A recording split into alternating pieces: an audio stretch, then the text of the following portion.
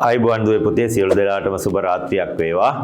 ඔන්න අදත් ඔයාලගේ ගෙදරට මම ආවා ශිෂ්‍යත්ව විභාගයේ තියෙන හොඳම YouTube නාලිකාව සුජේ YouTube නාලිකාවත් එක්ක ගණිත ගැටලු සහ විභව්‍යතාමාන ගැටලු 15ක් සාකච්ඡා කරන්න ඔන්න ඔයාලා ගෙදර සාලෙටම මම අද ඇවිල්ලා ඉන්නවා. එහෙනම් අද දවසෙත් ඔයාලත් එක්ක ඔන්න ගැටලු 15ක් සාකච්ඡා කරන්න තමයි මම සූදානම් වෙලා ඉන්නේ. හොඳයි. එහෙනම් අද දවසේ සාකච්ඡා කරන පළවෙනි ගැටලුව.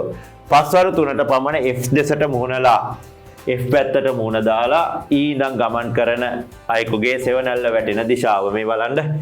මෙන් බලන්න. F ඉඳන් F දෙසට මුහුණලා E සිට ගමන් කරන අයෙක්. එහෙනම් මේ පැත්තට යන්නේ. එතකොට හවසට මේ පැත්තට මුහුණ දාලා යන්නේ සෙවණැල්ල වැටෙන දිශාව වෙන්නේ. බලන්න මේ හරහට යන්නේ මෙයා. එතකොට ඉර එළිය ඇඟට වැටිලා අපිට හෙවණැල්ල වැටෙනවා.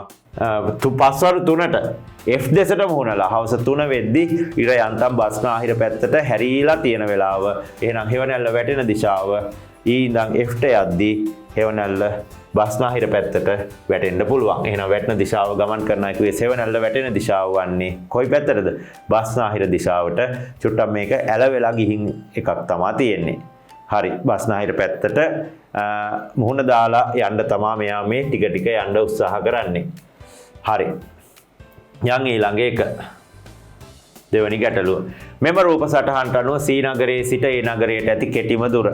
හරි ඔන්න බලන්න C නගරයේ ඉඳන් A නගරයට. මේ බලන්න C මේ රේඛාවක් 6යිනේ.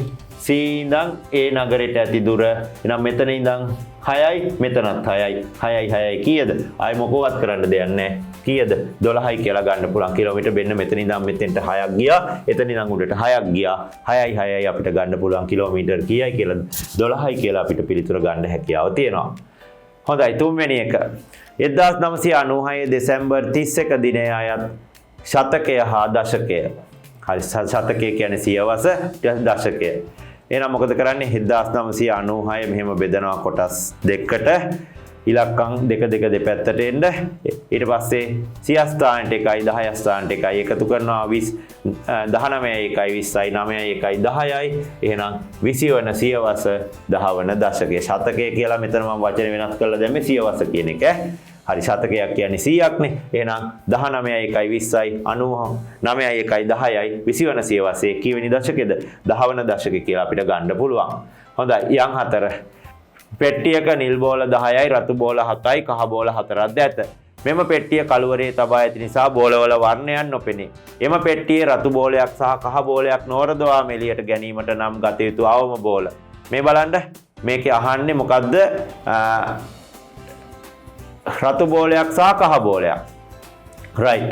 එහෙනම් වැඩිම තියෙන දෙක ගන්න බලන්න. නිල් 10යි රතු 7යි. ඒ දෙකම අරගෙන කහ පාටකිනුත් එකක් එකතු කරන්න. මොකද අඩුම එක ඉතුරු කරන්න ඕනේ. ඒ කරලා වැඩිම දෙක එකතු කරලා ඒකට අනිත් එකක් එකතු කරන්න. අනිවාර්යෙන් මෙතන මේක කහ බෝලයක් වෙනවා. මේක රතු බෝලයක් මෙතන තියෙනවා. 10යි 7යි 1යි එකතු කරන්න 10යි 7යි 17යි 17යි 1යි 18යි කියලා ගන්න පුළුවන්. එහෙනම් රතු බෝලයක් සහ කහ බෝලයක් නොරදවා මෙලියට ගැනීමට නම් ගත යුතු අවම බෝල ගාන කීයද? 18යි කියලා අපිට උත්තරේ ගන්න පුළුවන්. හොඳයි. යම් පස්වෙනි ගැටලුව. ගොවිපලක එළුවන් සහ කුකුලන් ගාන 9යි. එම සතුන්ගේ මුළු පාද ගාන 28ක් නම් මෙහි සිටින කුකුලන් ගාන. හොයන්න මොකද කරන්නේ අපි? මේ බලන්න. ඉස්සරෝම සත්තු ගාන අඩුම පාද තියෙන සත්තුන්ගෙන් ගුණ කරනවා. මෙතන ඉන්නේ අඩුම පාද තියෙන සත්තු 2යි. 9 ගුණ කරන්න 2ෙන් නම් වරක් 2 18යි. මුළු සත්තු ගාන මුළු පාද ගාන 28යි. 28න් මේ 18 අඩු කරන්න 10යි. ඊට පස්සේ එළුවන්ගේ සහ කුකුලන්ගේ පාද අතර වෙනස හොයනවා. 4ෙන් 2ක් අඩු කරන්න පාද අතර වෙනස 2යි. 10 අර ආපු පාදවල වෙනස බෙදන්න 2ෙන් 10 බෙදන්න 2ෙන් 5යි. ඊට පස්සේ මුළු සත්තු ගාන 9යි. 9ෙන් 5ක් අඩු කරන්න 4යි. එහෙනම් කුකුල්ලු ගාන 4යි. එළුව ගාන 5යි. 4 වරක් 5 20යි. දෙවරක් 4 8යි. එතකොට 20යි 8යි කීයයි කියලාද? 28යි කියලාත් අපිට උත්තරේ ගන්න හැකියාව තියෙනවා. පාද ගානත් 28 කියලා එනවා. සත්තු ගානත් 5යි 4යි 9යි කියලා අපිට පිළිතුර ගන්න හැකියාව තියෙනවා. හොඳටම කිසිම ගැටලුවක් නැතුව. හොඳයි. යන් 6 වෙනි එක. රූපයේ දැක්වෙන පෙට්ටිය තුලට සෙන්ටිමීටර් 4ක් දිග සෙන්ටිමීටර් 2ක් කුස සෙන්ටිමීටර් දෙකක් පළල දෙකක් උස දෙකක් පළල කුඩා ඝන කාබ කීයක් දැමිය හැකිද? නම් මේකේ ඉස්සරෝම සම්පූර්ණ ප්‍රමාණය හොයා ගන්න ඕනේ ලොකු එකේ. දිග පළල උස ගුණ කරන්න 8 ගුණ කිරීම 12 ගුණ කිරීම 8.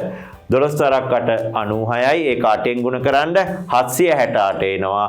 ඊට පස්සේ එච්චර වර්ග ප්‍රමාණයක් තියෙන එක හොයාගන්න ඒ වගේ වර්ග ප්‍රමාණයකට මොකද්ද කරන්නේ? 4ක් දිග 2ක් උස 2ක් පළල 4 ගුණ කරන්න 2 ගුණ කරන්න 2න් 4 වරක් 2 8යි 8 වරක් 2 16යි 768 16න් බෙදන්න ගණක කීයක් දාන්න පුළුවන්ද?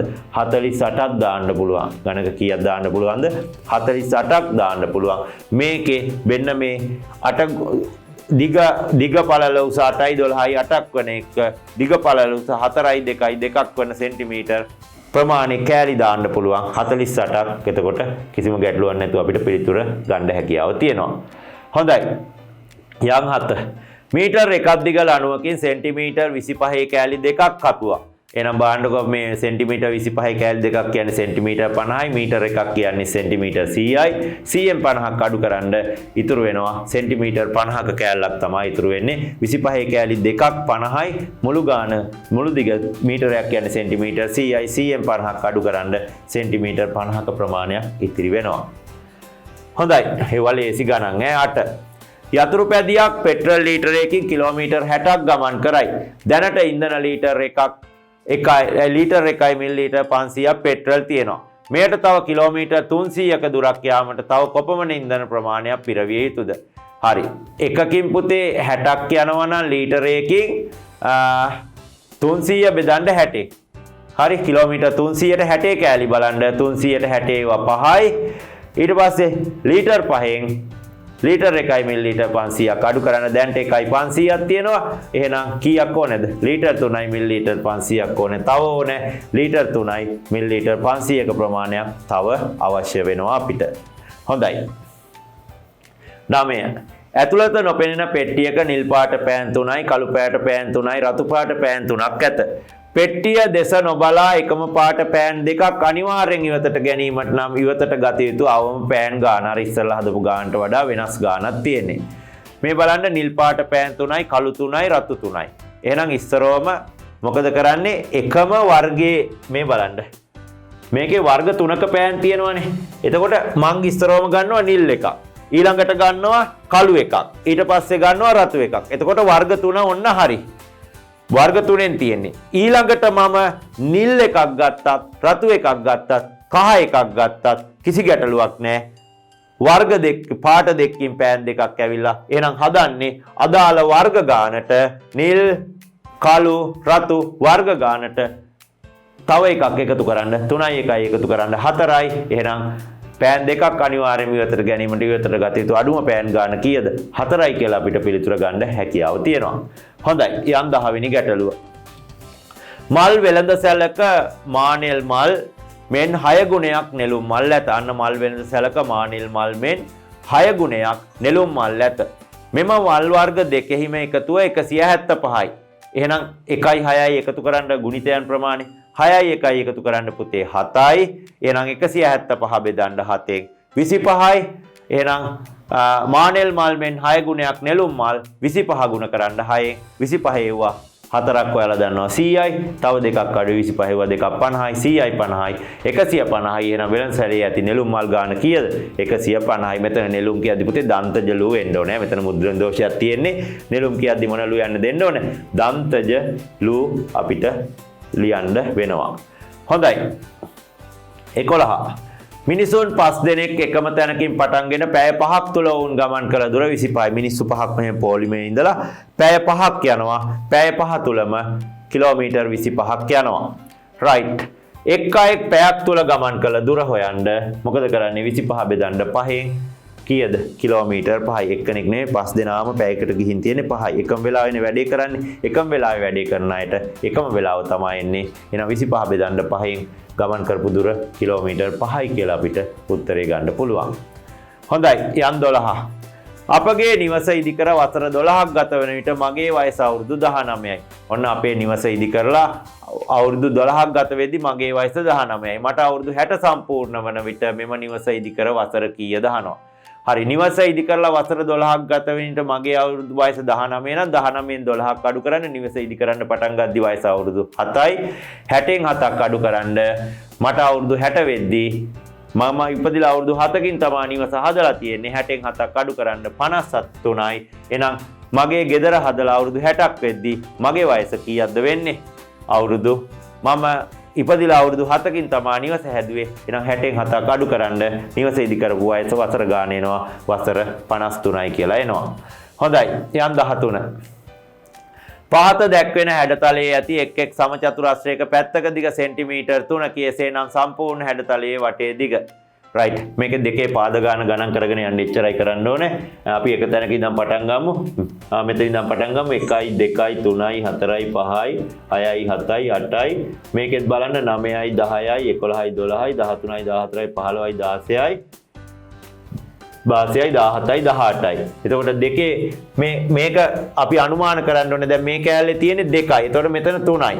එතකොට 3යි 3යි 6යි 7යි 8යි 9යි 10යි 11යි 12යි 13යි 14යි 15යි බලන්න මෙතන මේ වර්ගයේවා දෙකයිනේ අපිට ගන්න පුළුවන්. එතකොට මෙතන තියෙනවා 1යි 2යි 3යි 4යි 5යි 6යි 7යි 8යි 9යි 10යි 11යි 12 13 14 15 16 17 18ක් කියලා එනවා. එහෙනම් කිසි ගැටලුවක් නැහැ. එකක් 3යි නම් 18 3ෙන් ගුණ කරන්න 18 වරක් 3 කීයද? සෙන්ටිමීටර් 54යි කියලා අපිට පිළිතුර ගන්න හැකියාවක් තියෙනවා. හොඳයි 14 වෙනි ගැටලුව. පාට කළ කොටසේ වටේ දිග සෙන්ටිමීටර් 6යි මුළු රූපේ වටේ දිග. මේ බාණ්ඩ මෙන්න මෙතන පාට කරලා තියෙන එකේ පාද 3ක් තියෙනවා. එහෙනම් වටේ දිග 6යි නම් එක කෑල්ලක් 2යි කියලා එනවා. එහෙනම් මුළු රූපේ වටේ දිග හොයන්න බෙන් 6 බෙදුවා 3ෙන් එක පාදයක් 2යි. ඊට පස්සේ මේ වගේ කෑලි තියෙනවා 2යි 4යි 6යි 8යි 10යි 12ක්. වටේ දිග කියන්නේ මේ වටේ දිග මේ මැද කෑලි ගන්න. එහෙනම් 2 ගුණ කරන්න 12න් දෙවරක් 12 කීයද?